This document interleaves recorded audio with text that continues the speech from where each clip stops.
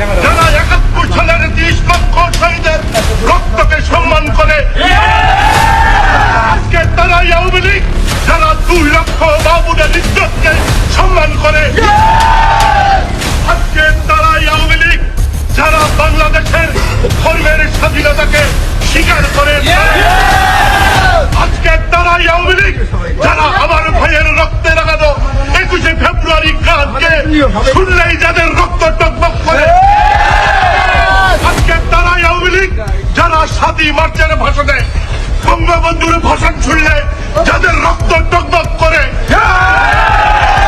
আজকে তারাই আওয়ামী লীগ যারা বাংলাদেশে জঙ্গি উত্থানকে অস্বীকার করে, জঙ্গিবাদের বিরুদ্ধে প্রতিবাদ করে, বাংলাদেশকে ভালোবাসে, তারাই আওয়ামী লীগ যারা জননেত্রী শেখ হাসিনাকে ভালোবাসে। বাংলাদেশ যতদিন থাকবে আওয়ামী লীগও থাকবে।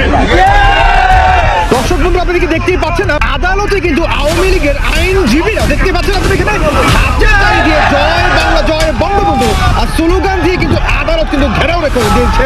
তাদের একটি বার্তা যে আওয়ামী লীগ নিষিদ্ধ মানে না, তারা জয় বাংলা জয় বঙ্গবন্ধু আর স্লোগান দিয়ে কিন্তু আদালত চারদিক দিয়ে কিন্তু ঘেরাও করে রেখেছে। যেখানে পুলিশ রয়েছে, জামাত শিবির রয়েছে, আর কাউকে কিন্তু কোনো ভয় পাচ্ছে না। তাদের মুখের দিকে, তাদের এক্সপ্রেশন, তাদের আত্মবিশ্বাসের দিকে যদি আপনি একটা আবার তাকান তাহলে কিন্তু বুঝে যাবেন যে তারা আসলে কতটুকু আত্মশক্তি নিয়ে আসলে তারা রাজপথে নেমে এসেছে। আর সকল আইনজীবীরা তারা জানান দিচ্ছে যে আওয়ামী লীগকে কোনোভাবেই নিষিদ্ধ করা যাবে না, আর শেখ হাসিনা নিষিদ্ধ মানে না, আওয়ামী লীগকে নিষিদ্ধ তুলে নিতে হবে। যেই সংসদে আওয়ামী লীগ নেই, অথচ আওয়ামী লীগের বাংলাদেশের 60 থেকে 55% ম্যান্ডেট রয়েছে, সেই দলকে আপনারা নিষিদ্ধ করে একটি সংসদ চালাচ্ছেন, তাহলে আওয়ামী লীগের কোটি কোটি যে জনগণ রয়েছে তাদের ভাগ্য আসলে কে নির্ধারণ করবে? আরো নানান জটিলতার কারণে কিন্তু আইনজীবীরা বর্তমান এই আদালত কিন্তু ঘেরাও করে রেখে দিয়েছে।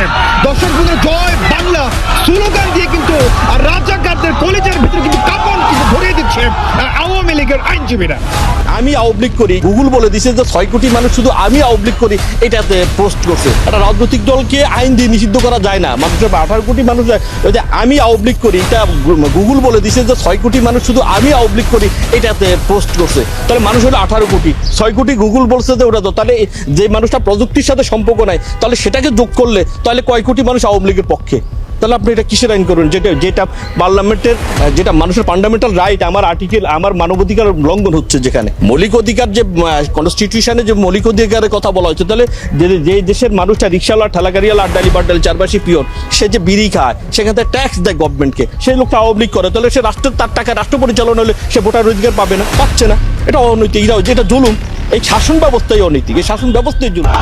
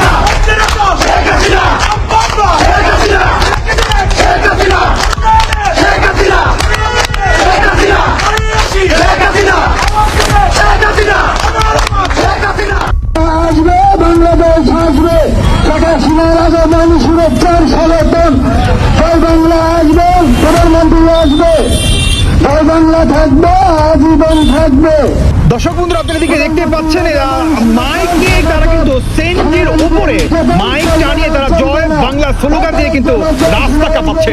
তার মানে আওয়ামী লীগ কত দ্রুত বাংলাদেশে কামব্যাক করছে সেটা কিন্তু ইতিমধ্যেই কিন্তু আপনারা উপলব্ধি করতে পারছেন। আর তারা সেঞ্জির ভিতরে, মানে সেঞ্জির উপরে তারা মাইক টানিয়ে জয় বাংলা জয় বঙ্গবন্ধু স্লোগান দিচ্ছে। সে দাওয়ার জনসম্মুখের মাঝখানে তীব্র থেকে তীব্র পরিমাণ তাদের পরিচয়ের ভিতরে যে ভয়ভীতি নেই বলতেই চলে, সেটাই কিন্তু বর্তমান প্রমাণ দিচ্ছে। কাজেই আবার প্রমাণ করে বাংলাদেশে যেখানে 60 থেকে 55% আওয়ামী লীগের ম্যান্ডেটের অধিকারী সেই দলটাকে কোনোভাবেই আন্ডারগ্রাউন্ডে রেখে রাজাকারদের সংসদে নিয়ে কোনোভাবেই যে দেশ পরিচালনা করা যায় না, সেটা কিন্তু আবার তারা একের পর এক কিন্তু জনসম্মুখের মাঝখানে জানান দিচ্ছে। মুক্তিযোদ্ধা পরিবারের লোক কেউ জামাত করতে পারে না। সেখানে আপনি বারবার অনুরোধ করা পক্ষেও তেনারা চালিয়েই যাচ্ছেন। আপনি মাইক দেন নাই, তারপরেও সংসদে কি হচ্ছে আমরা কিছুই বুঝতে পারছি না, এবং আমি এটার নিন্দা জানাতেও বাধ্য হলাম। এই আলবদর রাজাকারের বাচ্চারা এখনো কিন্তু ফজলুর রহমানদের মতো মুক্তিযোদ্ধারা জীবিত আছে। এই দেশে মুক্তিযুদ্ধ হয়েছে, মুক্তিযুদ্ধ সত্য, 30 লক্ষ লোক জীবন দিয়েছে, এটাও সত্য। দর্শক বন্ধুরা, এটি একটি জলজান্ত প্রমাণ কিন্তু আপনারা গতকালকে কিন্তু সংসদে কিন্তু বীর মুক্তিযোদ্ধা ফজলুর রহমানের মুখ থেকে কিন্তু শুনতে পেলেন। আর শফিকুর রহমান এবং জামাতি রাজাকারদের প্রকাশ্যে কিন্তু তিনি সংসদে কিন্তু আল বদর এই রাজাকারের বাচ্চারা বলে কিন্তু তিনি সমর্থন করলেন। আর তিনি কিন্তু একেবারে ধুয়ে দিলেন সাবান ছাড়াই।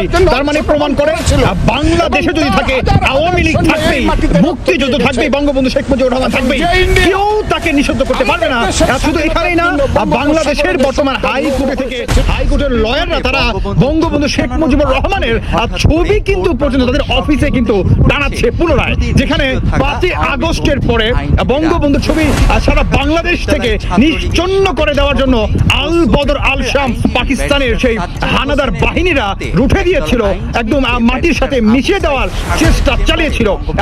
সেটি কিন্তু পুনরায় আবার জানান দিচ্ছে যে বঙ্গবন্ধু মরে নাই, মুক্তিযুদ্ধ কখনো মরতে পারে না। যতদিন বাংলাদেশ থাকবে ততদিন মুক্তিযুদ্ধ চেতনা থাকবেই। তারা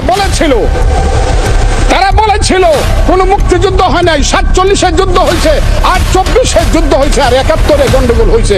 সেই দিন মুক্তিযোদ্ধা হিসাবে আমি বলেছিলাম, আমি বলতে পারবো কিনা কথাটা আপনি, এই আলবদর রাজাকারের বাচ্চারা এখনো কিন্তু ফজলুর রহমানদের মতো মুক্তিযোদ্ধারা জীবিত আছে। এই দেশে মুক্তিযুদ্ধ হয়েছে, মুক্তিযুদ্ধ সত্য, 30 লক্ষ লোক জীবন দিয়েছে, এটাও সত্য। এই যুদ্ধের মধ্য দিয়ে আমরা সেদিন তাদের সঙ্গে যুদ্ধ করেছি। আমার বাড়ির সামনে মব হয়েছে আমাকে হত্যা করার জন্য।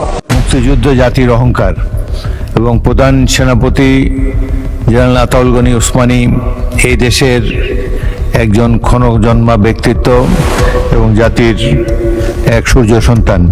তাদের নামে জাতীয় সংসদে এবং বীরশ্রেষ্ঠদের নামে সংসদের বিভিন্ন এলাকার নামকরণ করা হয়েছে, সেজন্য আমরা সবাই গর্বিত। আপনাদের সবাইকে ধন্যবাদ। দর্শক বন্ধুরা, শুধু এখানেই না, সংসদে মাননীয় স্পিকার তিনি কিন্তু পর্যন্ত মুক্তিযুদ্ধকে আসলে তিনি কতটুকু প্রাধান্য দেন তার বক্তব্য শুনে কিন্তু আপনারা বুঝতে পেলেন যে জামাতির রাজাকাররা তারা যে বর্তমান কতটুকু নিচে আসলে চলে যাচ্ছে এই মুক্তিযুদ্ধকে অপমান করার জন্য, সেটি কিন্তু প্রমাণ দিচ্ছে। মাননীয় স্পিকার তিনি আরো জানান যে বঙ্গবন্ধুর সৈনিক আমরা, শহীদ জিয়ার সৈনিক আমরা কখনোই রাজাকারদের প্রসঙ্গে আমরা কখনোই আপোষ করব না। মুক্তিযুদ্ধ বাংলাদেশের থাকবেই, মুক্তিযুদ্ধ মানেই বাংলাদেশ, বাংলাদেশ মানেই 1971। 72-এর সংবিধান যারা ছুঁড়ে ফেলার চেষ্টা করবে এই তথাকথিত জুলাইয়ের যে সনদ ধারায়, সেটা কখনোই বাস্তবে রূপান্বিত হবে না। বঙ্গবন্ধু শেখ মুজিবুররা বাংলাদেশের স্বাধীনতা সংগ্রামের ভিত্তি স্থাপন করেছিল। সেই ভিত্তির উপরে দাঁড়িয়েই 1971 সনে আমাদের নেতা সেই শহীদ জিয়াউর রহমান বলেছিলেন প্রথম নিজের নামে, I Shaheed Zia, I major Zia do hereby declare the independence of Bangladesh. প্রথম নিজের নামে, পরে বঙ্গবন্ধুর নামে।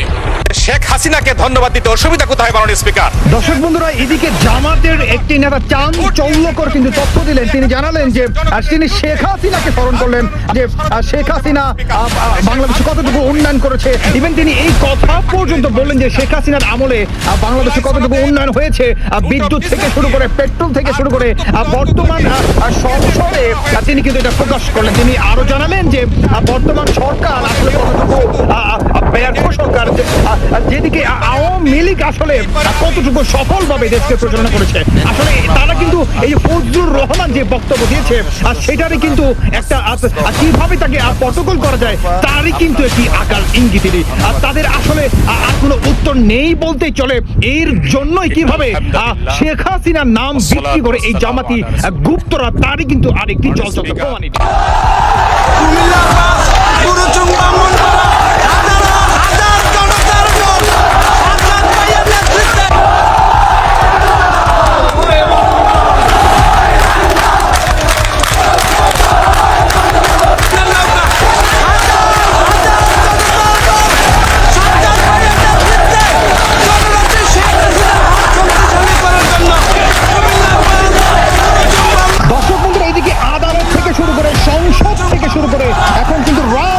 সাথে কিন্তু আওয়ামী লীগের কর্মীরা দেখতে পাচ্ছেন এখানে হাজার হাজার শত শত কর্মী কিন্তু তারা রাজপথে নেমে আসছে শুধুমাত্র আওয়ামী লীগকে যে ডক্টর ইউনূস আসলে নিষিদ্ধ করে গিয়েছে স্বৈরাচার ডক্টর ইউনূস এটারই প্রতিবাদের তারা কিন্তু বর্তমান রাজপথে নেমে এসেছে যে আওয়ামী লীগের নিষিদ্ধ কোনোভাবে মানা হবে না, আওয়ামী লীগের নিষিদ্ধ তুলে নিতে হবে। আর দর্শক বন্ধু আপনারা কি মনে করছেন একের পর এক যে বার্তা আসলে বর্তমান বাংলাদেশে মুক্তিযুদ্ধের পক্ষে যারা এবং আওয়ামী লীগের পক্ষে যারা আওয়ামী লীগের নিষেধের বিপক্ষে যারা তারা কিন্তু একের পর কিন্তু এই ধরনের বার্তা কিন্তু দিয়ে যাচ্ছে।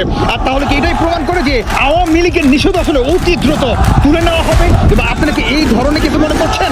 অবশ্যই আপনারা জানিয়ে যাবেন।